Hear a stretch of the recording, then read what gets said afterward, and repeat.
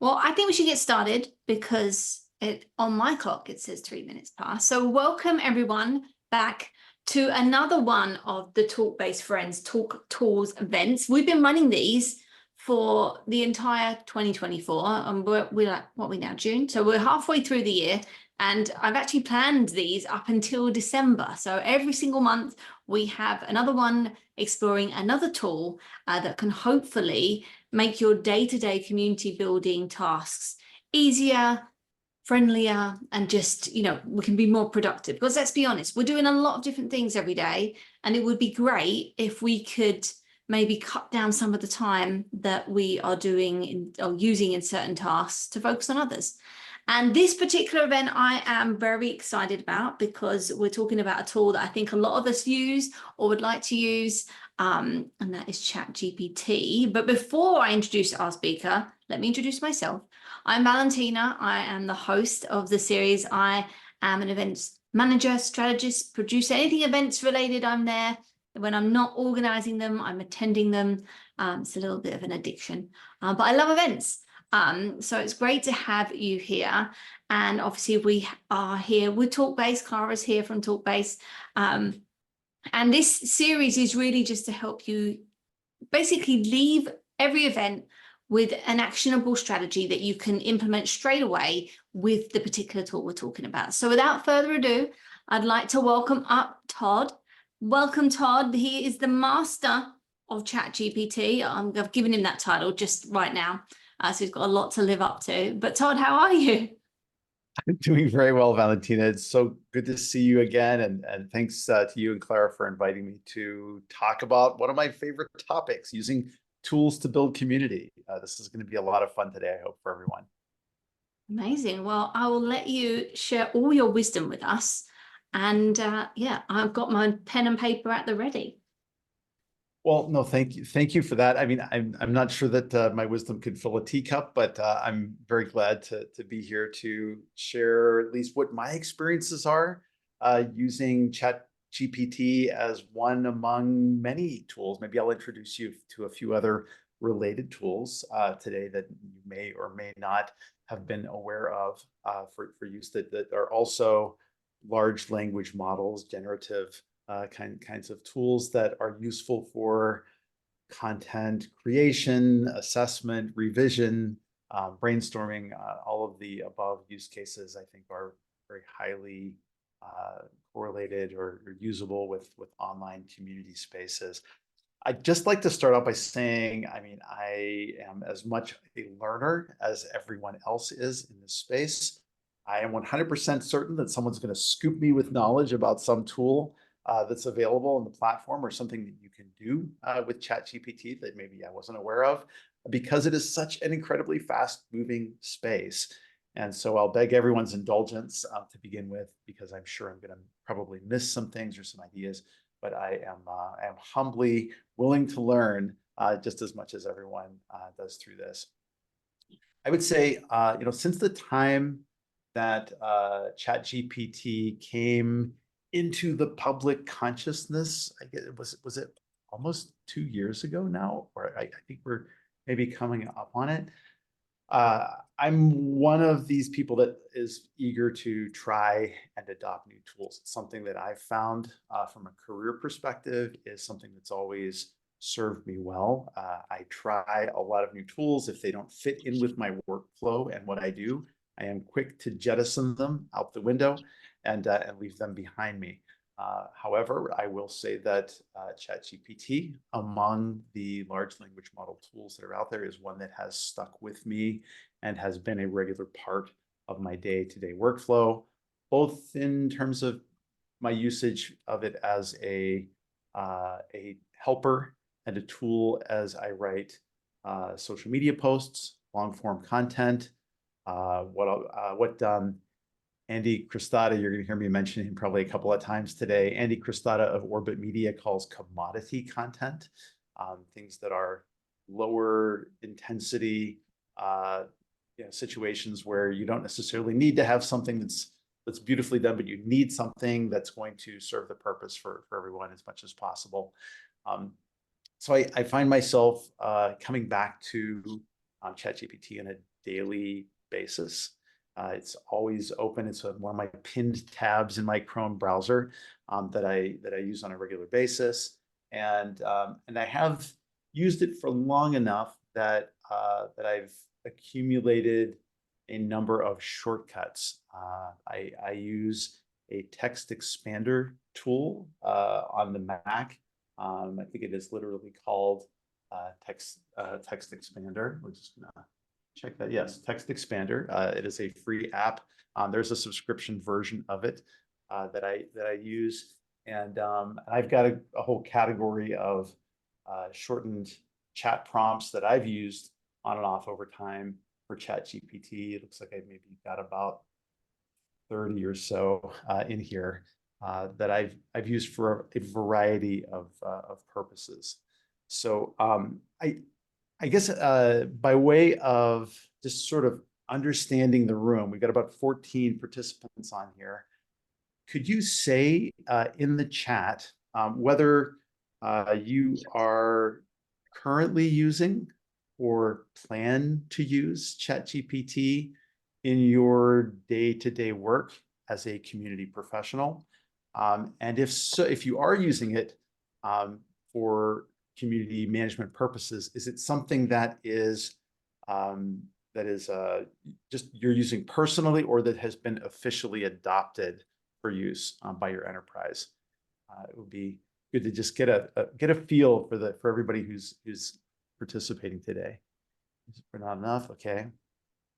Currently personally using, not officially adopted. Okay. Yep. These are great. Okay. I use it for both. Wonderful. Wonderful. Email HubSpot, non-official search tool. Great. HubSpot's got its own chat tool that's integrated. What is it? Chat, HubSpot chat, something like that. I've played with it a little bit. Anthony planned to use it. Good tool. Starting with writing copy. Yes, yes. Using personally and professionally. Use it personally. Great. This is terrific. So so probably safe to say everyone has at least tried it and has an account, which kudos for that. I will say that I use the paid version of the tool, and in my view, it is 100% worth $20 US a month to have it, because that's the cost of going out to a bar and having a drink with a buddy. Why wouldn't you put this down if it's a tool that helps you do your job a little more quickly and more efficiently? I think for me, one of the standout research articles about this was came out some time ago, really. It was a study from the Boston Consulting Group, and they incorporated the use of ChatGPT in their work, and they found that on average, with average performers, there's about a 40% increase in efficiency from just having the day-to-day use of ChatGPT. And even among the top performers in the organization, they saw maybe a 10-12% increase in efficiency. So why wouldn't you want to drop $20 and a month and be able to have access to and use of the full capabilities of what ChatGPT has to offer? I know that the model has increased.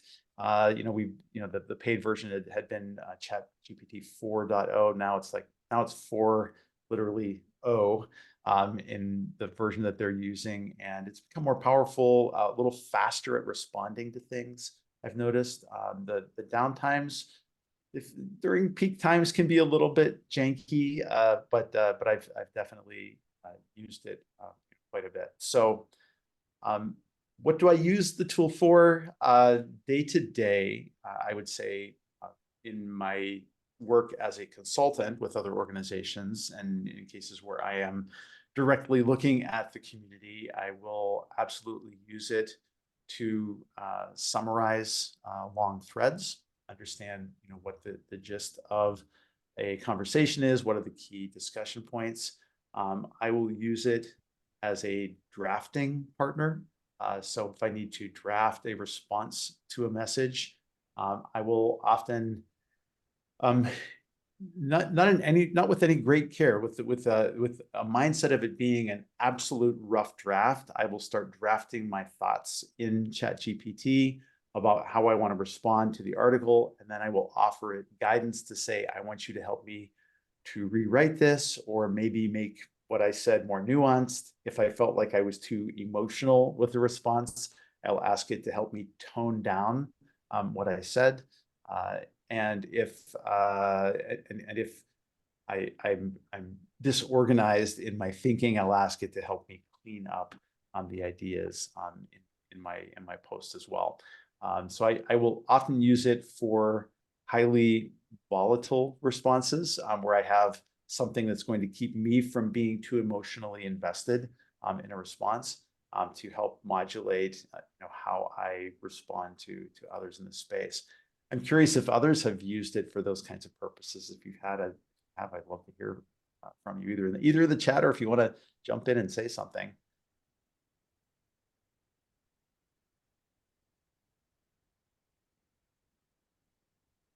Used in that way, yeah. Yeah, there've been cases with some member communities that I am the strategist for, but I'm kind of the program manager where an official response is needed, and where I need consensus from others. I will use it to draft an initial response, and we'll get others to reread it and respond as well before I jump back in. I view ChatGPT very much as a reading partner, as a collaborator. It's I think it's very tempting to tell a ChatGPT to, hey, I want to write a blog post about this, or I want to write a discussion post on this topic. Go ahead and do it. And then, you look at the first draft of that, and you could either take it and drop it over into, Microsoft Word or Google document and make it do what you need it to do, or you can work with ChatGPT. I literally go back to the idea that chat is part of its name, and that our best usages of the tool are when we collaborate with it, when there is a back and forth. Typically, if I'm in a content creation mode using ChatGPT, I'm writing something pretty much akin to almost a blog post to begin with, to give it instructions. And then I will also probably have about 7, 8, 9, 10 interactions with it to start to shape things in the direction that I feel are closest to the content that I want to create. Has anyone using the show of hands and the reactions? How many of you have created any long form content using ChatGPT, like a long blog or a post? Nice. What's your experience been? Valentina, I'm going to pick on you a little bit since you're here. Yeah. So I created a guide, which was multiple pages, but I had to do it in multiple sections. It wasn't like, create me this guide, and then I just took the whole guide, and then it was, I said to it, I want to create a guide. This is a topic I want to do it on. But first of all, I need to figure out what the sections are going to be. I thought in my head, I need to break it down. I was like, I need some help with what the sections could be. This is what I'm thinking. And it tidied that up. And then I went back and was like, okay, let's go into section 1 and start doing that. And that's how I managed to do it. And it gave me some really great stuff. But a lot of the times when you asked it, because I feel like with ChatGPT, especially with titles, it always gives you like the first part of it and then the colon and then something else. And for some reason, I don't like those kind of titles. I'm like, okay, just give me one continuous title without the colon. And it doesn't seem to understand that. And it's like, sometimes I feel like I'm having like a fight with ChatGPT, because I'm like, no, you're not getting it. And he's like, sorry, I'm not getting it. But we don't get any further. And I have to remind myself, I'm not actually talking to a person. Like and That's where you But get down into a rabbit hole with it, I think, I sometimes. really strongly relate to that though, because I often feel as if I'm having a fist fight with ChatGPT. You get in and you're saying, no, that's not it. That's not it. That's not what I wanted. Um, one of the things that I do like about the paid version is that it can remember things about you. You can set up in your preferences the kinds of things that you like or you don't like about the way that you want it to write.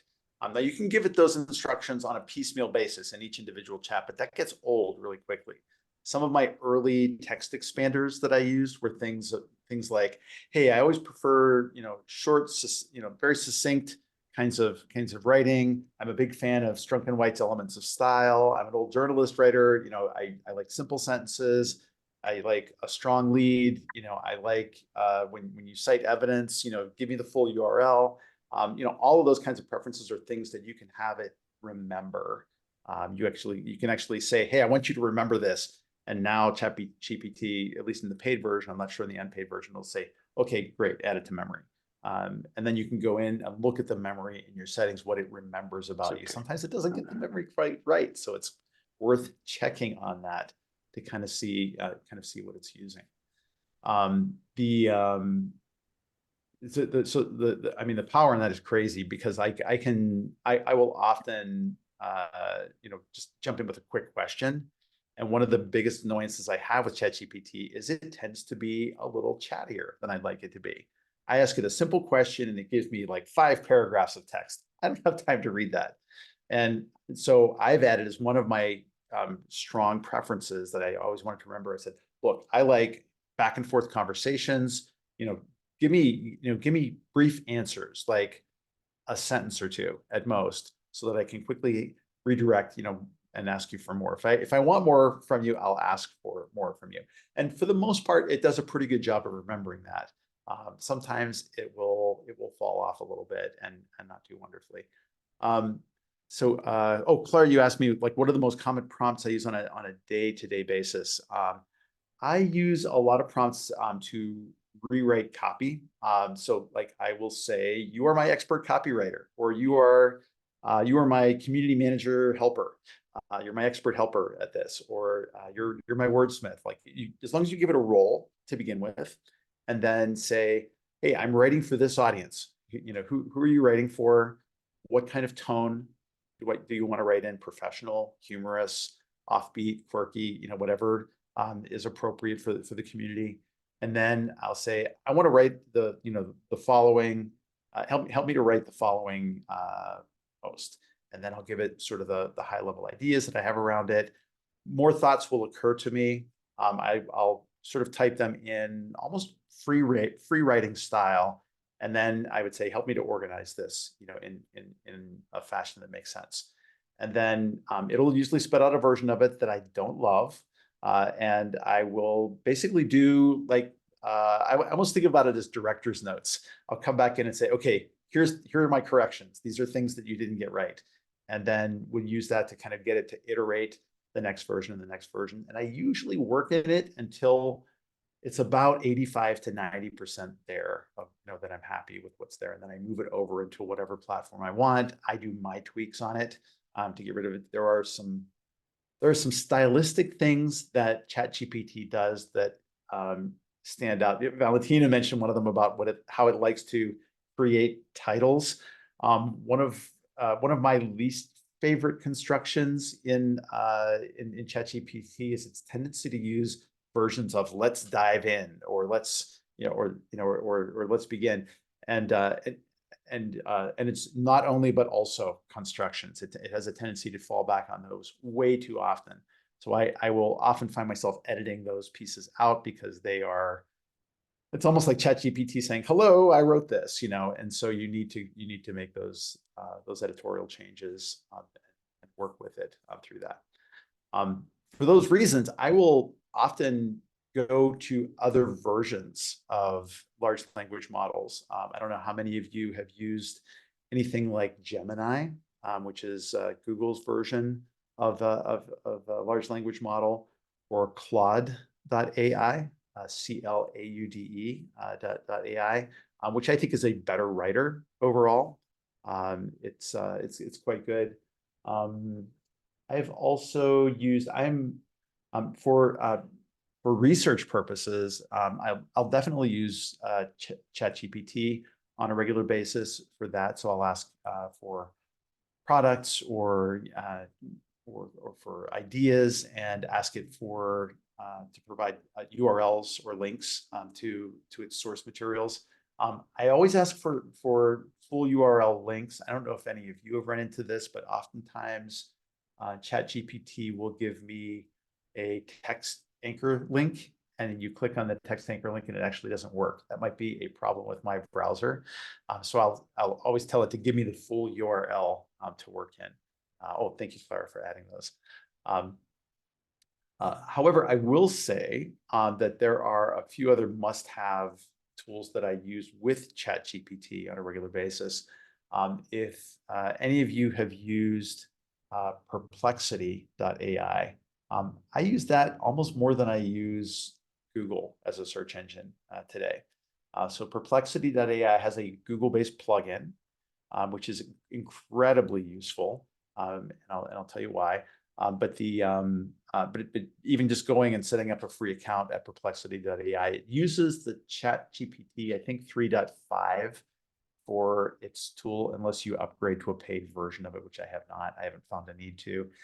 It is wonderful at giving you research, giving you feedback, accumulating information, and I use it all the time, especially looking for support. Like I'll go to one of the communities I run is based on Khoros platform, and if you've ever tried to search for an answer for anything on Khoros, no slam on them. Most of the community platforms are not wonderful at this.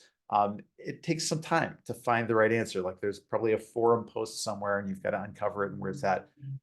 Perplexity lets you either search on a page or that you happen to be on, or it can search an entire domain to answer your question. And it will pull back the answers along with links to its source materials, where it got that information from.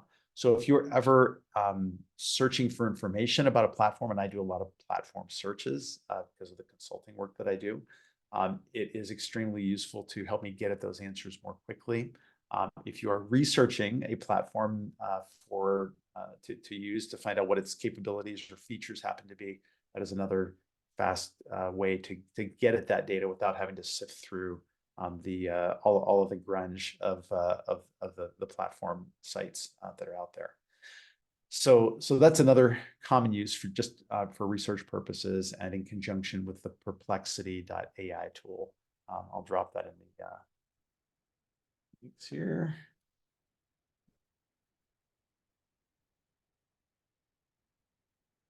Take any kind of questions that you have here. Yeah, Gemini is okay. I mean, what I think is going to be worth keeping its eye on around Gemini, Michelle, is it's integrated with the Google Workplace tool sets. And so within Gmail, within your Google Docs or your spreadsheets or your slides, I'm seeing it show up now. I've turned on that feature set, and I'm paying a little bit to evaluate it. I haven't used it a bunch for that, but what I have seen is Gemini is like much faster than ChatGPT. So I get outputs and responses a lot more quickly. I would also say that's true of Perplexity for whatever reasons, however they've set it up. It's faster at giving you outputs, and so it's a little bit easier from that standpoint. Another GPT-related tool that I use on almost daily basis is with a company called GLASP, G-L-A-S-P. They have a YouTube summarizer that's integrated with ChatGPT, and it is pretty fabulous. You basically grab the Chrome plugin for it, and it installs on YouTube. And for any given video, provided that there was a transcript or even a machine learning transcript of it, it will create a 100-word summary from the full transcript. Or you can just copy the transcript that it creates and jump over to ChatGPT and have it pull out key ideas. So I've used this for some of my promotional content, but I could easily see it being used for your community events content, where you've recorded a Zoom meeting, something like this, and you go into YouTube afterwards, grab the full transcript from it, and say, "Hey, help me to create a post for this that gives me 5 reasons why I want to watch this meeting in its entirety, or why I want to watch this presentation in its entirety." And it can turn it into a very nice either social media post or a community post for you. And I've definitely used it for adding emojis or hashtags that make sense for searchability as well. I know I've kind of been bouncing around a little bit here. Some of the other things that I've used used ChatGPT for. Oh, it was called Glasp, I believe. Let me pardon you. You might hear some sound from me from a partial video while I call this up.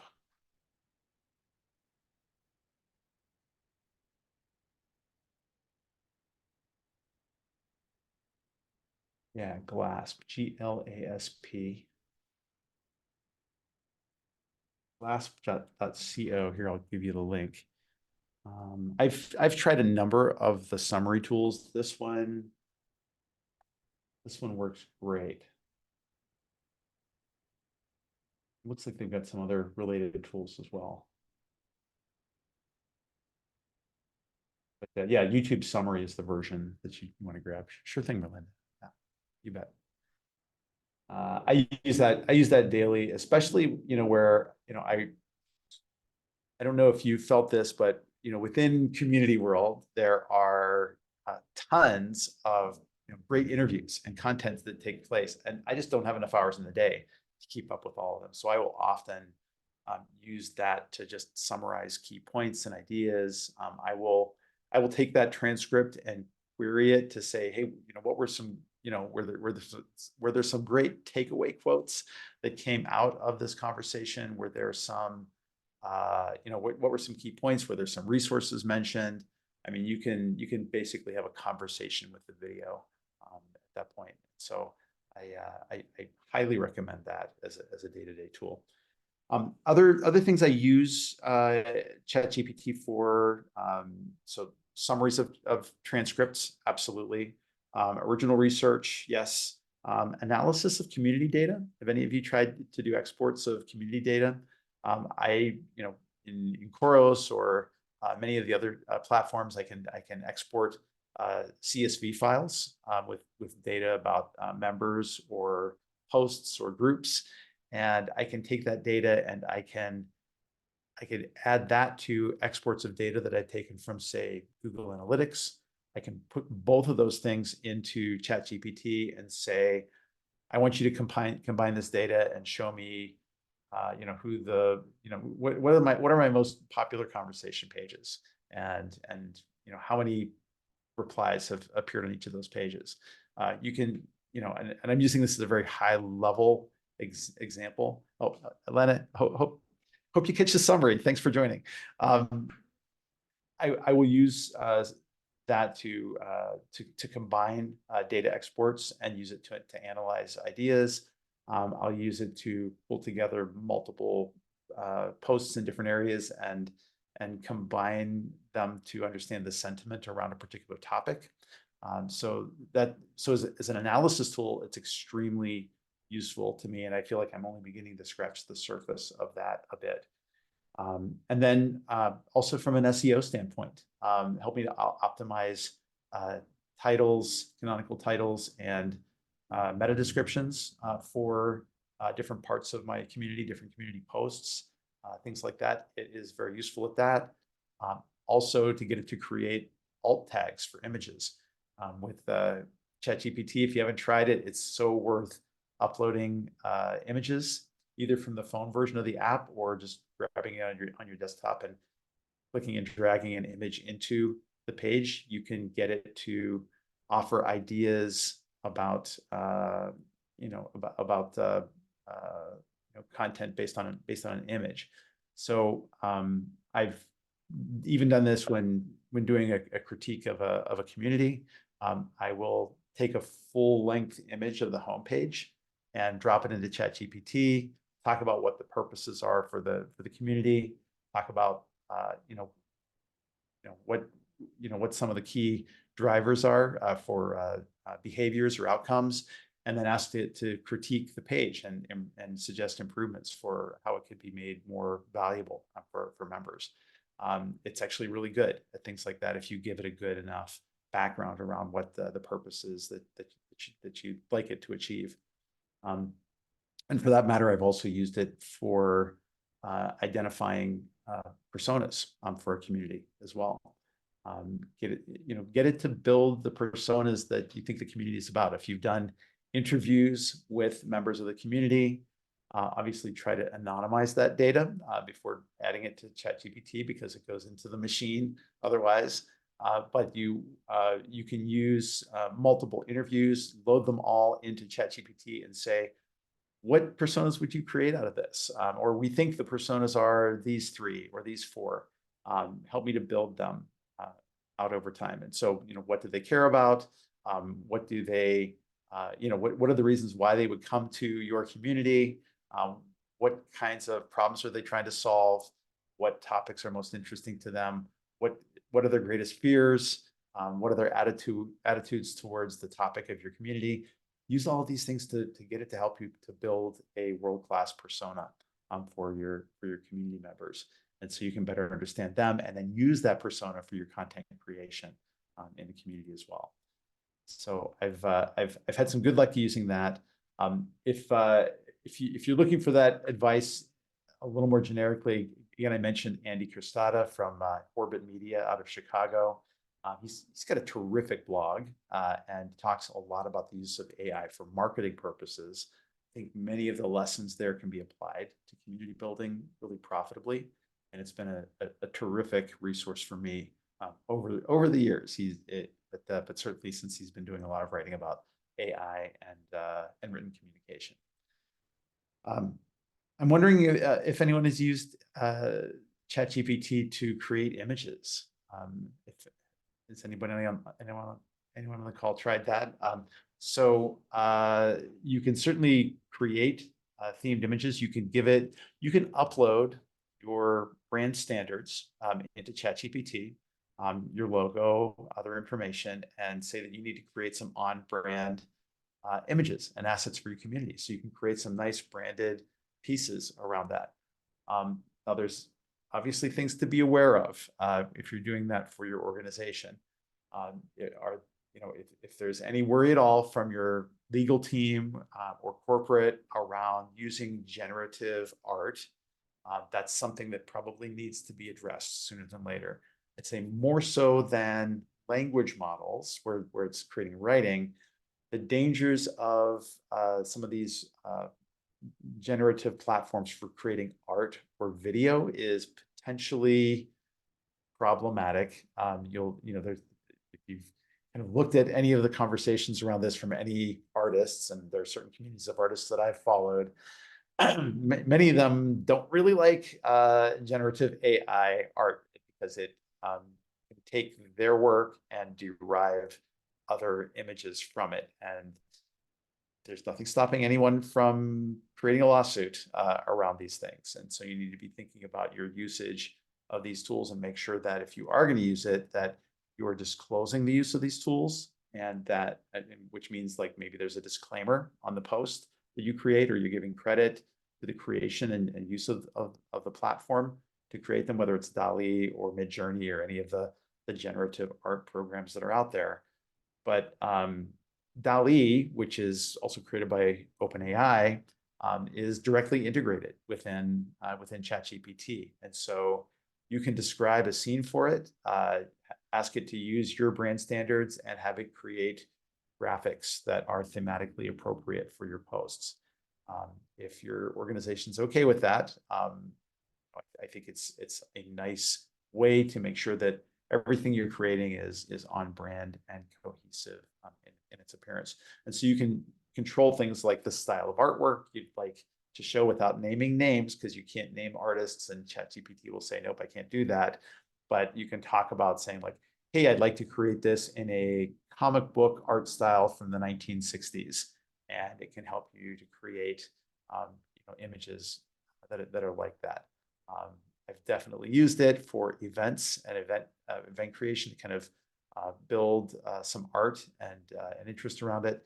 The thing to be aware of around generative art creation is it's still not wonderful at doing text on top of the art. So you may want to make sure that it's not including text in your images that it's creating, and you can always pull those things over into something like Canva and add text as appropriate from there on out. So we covered SEO, tagging, personas, research, summaries. I think we're going to see increasingly like these tools are being incorporated slowly or more quickly by some of the major platform providers. I know I've seen efforts from Chorus and Discourse and Higher Logic, Disco, of course, Discord and Slack have a series of automated AI-based tools in them. I would definitely be watching those in the future. So I alluded to this, but I know we're probably getting a little bit low on time here, and I want to be able to take any kind of questions that come up. The risks of using AI. I want everyone to be thinking about this a little bit. Transparency is, of course, a big issue here, noting that that you're using AI when you use AI is important. It's probably going to be something that's going to be viewed as a utility very, very quickly. I already feel like that's happening, but an acknowledgement maybe in the terms and conditions for your community site should include something that says something about posts created for this community may make use of ChatGPT for content creation. Why is that important? Well, there's still plenty of worry about things like bias being built into things like ChatGPT. In particular, there are some demonstrated and ongoing racial biases that are built into the platform, especially with image creation. So I know that there have been many stories about this in the past, but even giving it a prompt as simple as show me an image of a Black doctor is difficult. They'll show things that are inappropriate results, or they'll show white doctors as a result. And so need to be careful about your use of those tools, for those reasons. And it makes sense that you may want to call out, in particular, the use of AI, as official use on your platform. And that it may appear in various ways in terms of written context, in terms of visual content as well. You probably also want to look at your terms and conditions and your community guidelines for the use of AI, not just by you, but by the members of your community. I suspect I interviewed an AI ethicist about a month or two ago. It's up on my Talk About Your Community stream on YouTube. If anyone wants to track it down, we could probably get a URL for you as well. But he had concerns that there should be some terms of usage of AI-based or AI-generated content by your users. What's okay and what's not okay to use in the community. Particularly, let's say someone from your community posts an image that is seen as too close to the copyrighted works of an artist.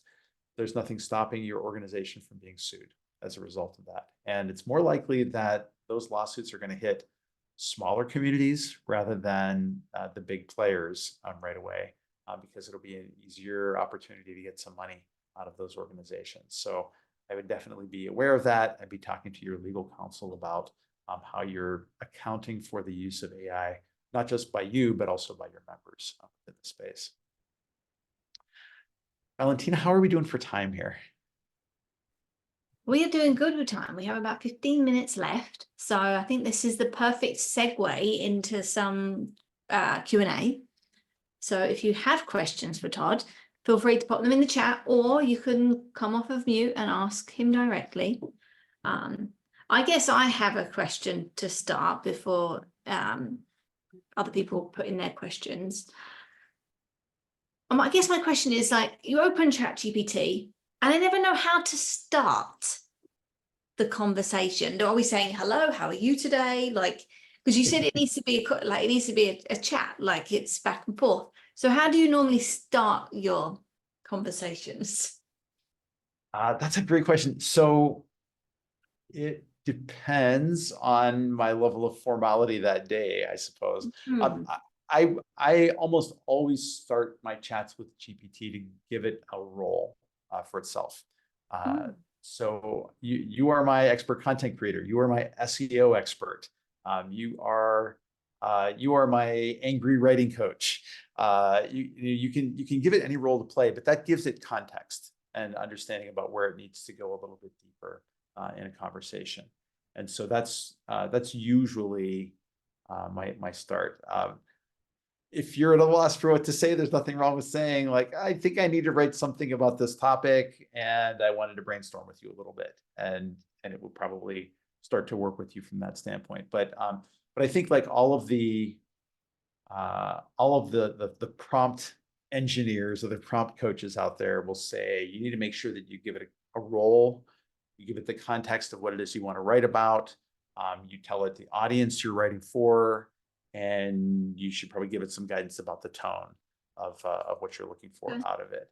And then the format of how you want it to respond.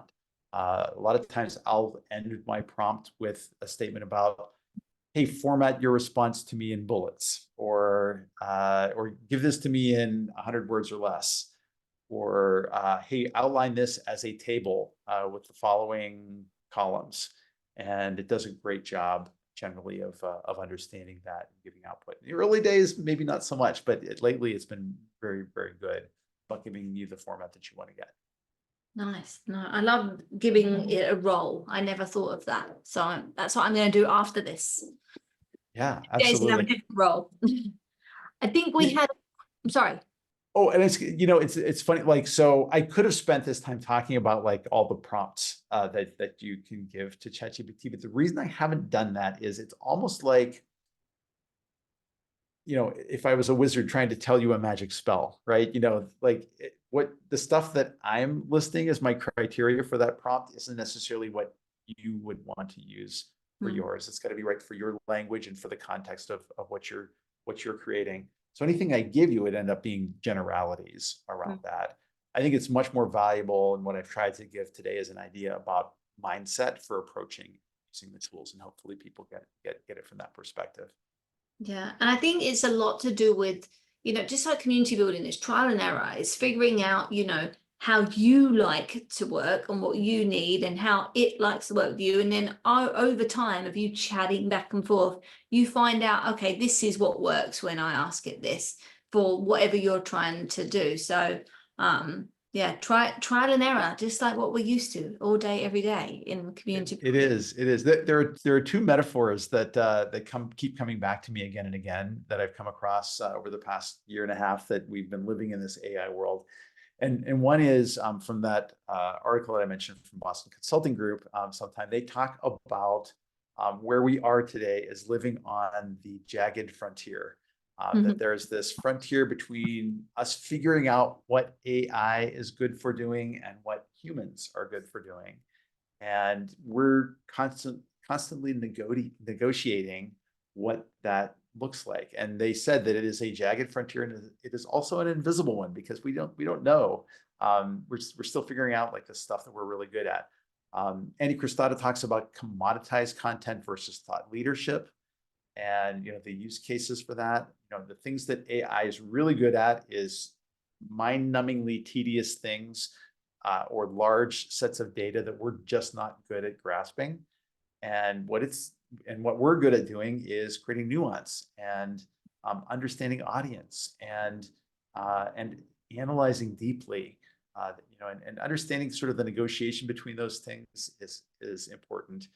and which is the second metaphor around this. Gary Kasparov, yes, the chess master, Gary Kasparov, talked about thinking of our relationship with AI as if we were a centaur. And he said, of course, the question is, are we the human front end or the horse back end in that relationship? And that's something that I think we're negotiating, and you want to make sure that you're the front end of that horse no matter what. Definitely.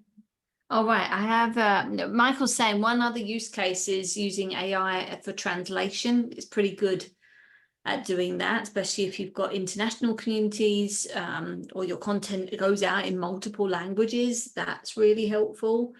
Do you use that, Todd? Have you ever used the translation? I've used it personally, and I think it's wonderful. So I do some genealogy research, and some of my family history goes back to Sweden, and of course all that language is in Swedish, which I do not speak.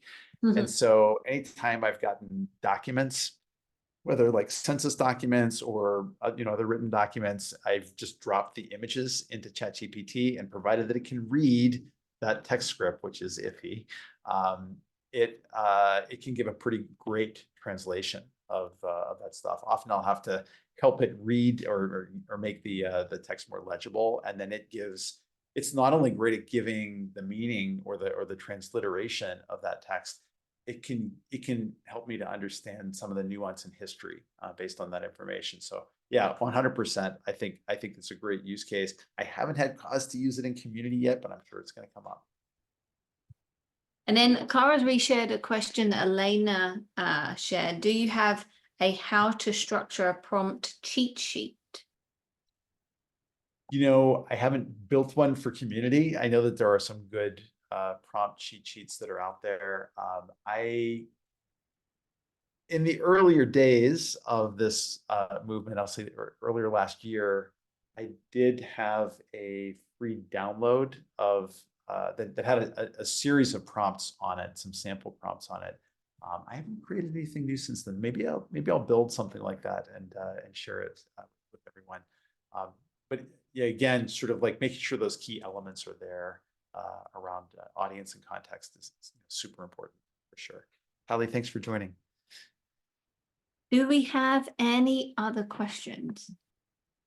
Speak now, forever hold your peace. I guess my another question for me is, for everybody that's either here with us live or watching this replay, they watch this replay to the end. What would you recommend the first thing they do when they open ChatGPT as an actionable strategy?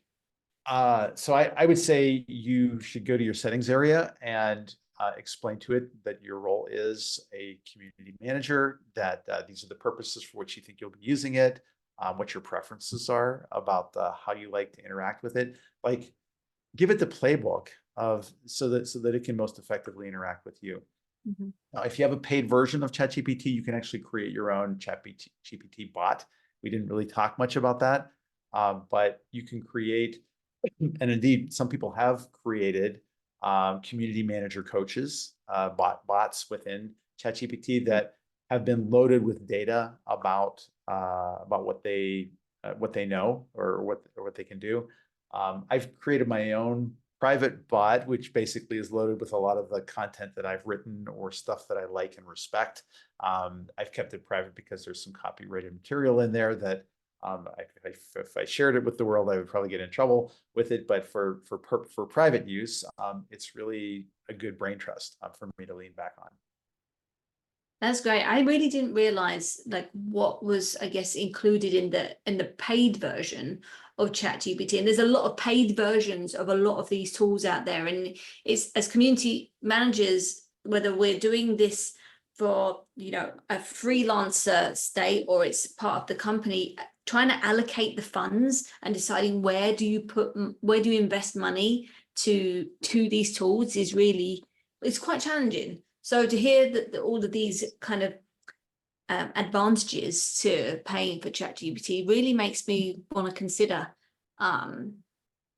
like upgrading. I don't know if anyone else feels like that, but yeah, I'm just thinking now of all the things I could do with it that could help me. Absolutely. There's all sorts of things. This is an example of one of the community coaches that's out there. It's a specific ChatGPT bot. I've got some others up here. Can't really grab them that quickly. Let's see here.